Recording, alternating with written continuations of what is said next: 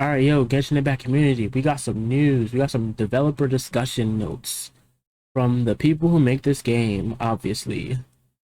So we got some discussion notes from the devs about some things, some, I guess, questions multiple people have asked.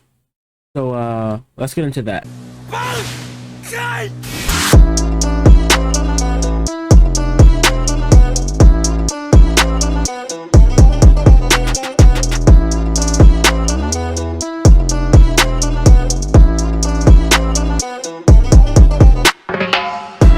First question. The previous treasure seeking Sealy event is over. Will we have another opportunity to obtain the gadget in the future?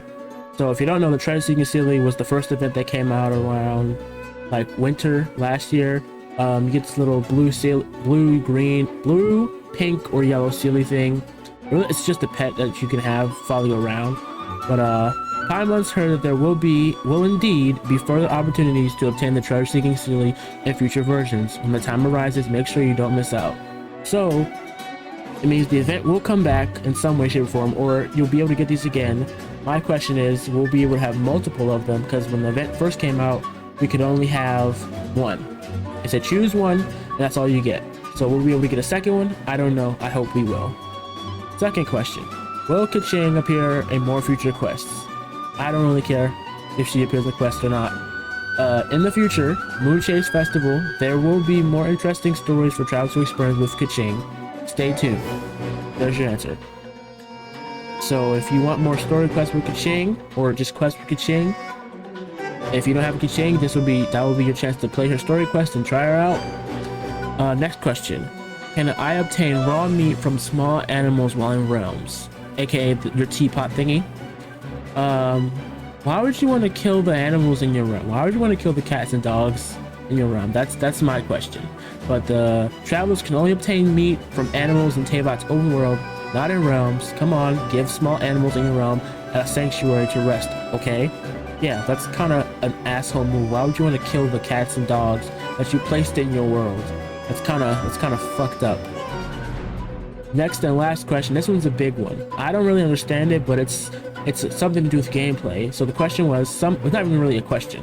Some effects guaranteed by triggering a certain elemental reaction, such as elemental resonance, affect high voltage and 4-piece set effects of the artifact sets, iridescent veneer and thundering fury, cannot take effect when the elemental reaction is triggered very far away from the character. So basically what it's saying is, if you trigger an elemental reaction but you're far away from the enemy, let's say you're a bow user, so I guess this is saying like Fischl or any bow user or Catalyst user who can attack from very far away, they're saying they will not get the elemental reaction when they do it because they are too far. And the answer for this, which is very long, the appearance of this is an issue due to the game's design implemented during development prior to release. In order to avoid placing excessive requirements on system performance, as well as maintain a consistent experience across platforms, we placed a distance restriction on effect activation, elemental reactions, on effect activation of elemental reactions. I don't know why they would do that. They have a achievement for shooting a bird from a long distance away. So if this is how y'all put the system in the game, then arrows should only be able to travel a certain distance, because I can shoot an arrow and see it across the entire map. Next part says, this restriction does not usually affect the normal combat experience in game, but can be noticed when travelers attempt to trigger this type of effect on targets extremely far away, as the effect will not be triggered as normal. Yeah, so basically Catalyst and bow users, mostly bow users because they have longer range. At the same time, the developers will continue to pay close attention how travelers utilize various elemental reactions in combat. In order to increase the role that elemental reactions play in combat, we made the following adjustments in future versions. When a character reaches level 60 or above, okay, 60 or above,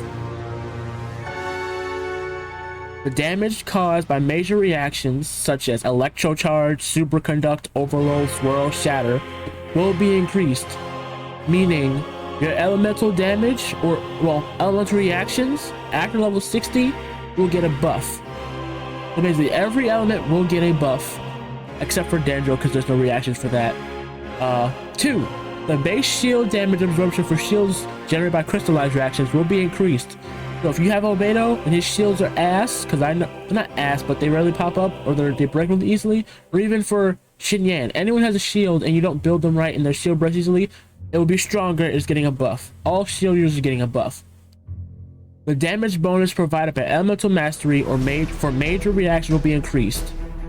So you're getting elemental mastery buff for elemental reactions. Refer to the attribute panel in game for exact damage bonus amount. The initial design of the adjustments are already being tested in 1.6 beta. 1.6 beta. So in 1.6, we should be seeing a huge buff for all elemental reactions. The developers are continuing to monitor data and performance of these adjustments. Before any related changes are officially implemented into the live version of the game, we will update travelers regarding the final design of these adjustments. So basically, a huge overview of what this is will the Sealies come back? Yes. Will Genshin appear in more story? Yes. Can we get meat from the animals we kill in our teapot? No, that's sick, and no one should do that. And the last one, we're getting a buff. Level 60 and up, you're getting a buff.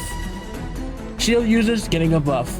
All elemental mastery reactions will get a buff. They are already testing this at 1.6. This is just like Zhongli's buff. Long ass time ago, you are all getting a buff. So there should be no reason why you can't be Spiral Abyss floor 10. I'm stuck on 11, but there's no reason why I shouldn't be able to be 10. Unless they make Spiral Abyss even harder, which I hope they do. Pretty sure that's it for today. That's it. There's nothing else. I know there's an event. There's going to be an event some point tomorrow, which will bring a traveling salesman to your teapot that you can get stuff from him, rare items and stuff. And then that's gonna be tomorrow, Friday through Monday, and on Saturday and Sunday, only Saturday and Sunday, you'll be able to visit friends' worlds and trade with their salesmen. You can go to their worlds anytime you want, but you can only trade with their salesmen on Saturday and Sunday. If that information is wrong, forgive me, but that's what I remember. I cannot find the post right now. If I find it, I will link it in the description. So just remember, Friday through Monday, traveling salesman in your home. Saturday and Sunday, you can visit your friend's world and trade with theirs. And make sure you have the coin to do that. Oh, let's see. Alright, that seems like it's everything. It's been your boy Side Eye Clone. Thank you for watching, and hope you guys have a nice day. Peace.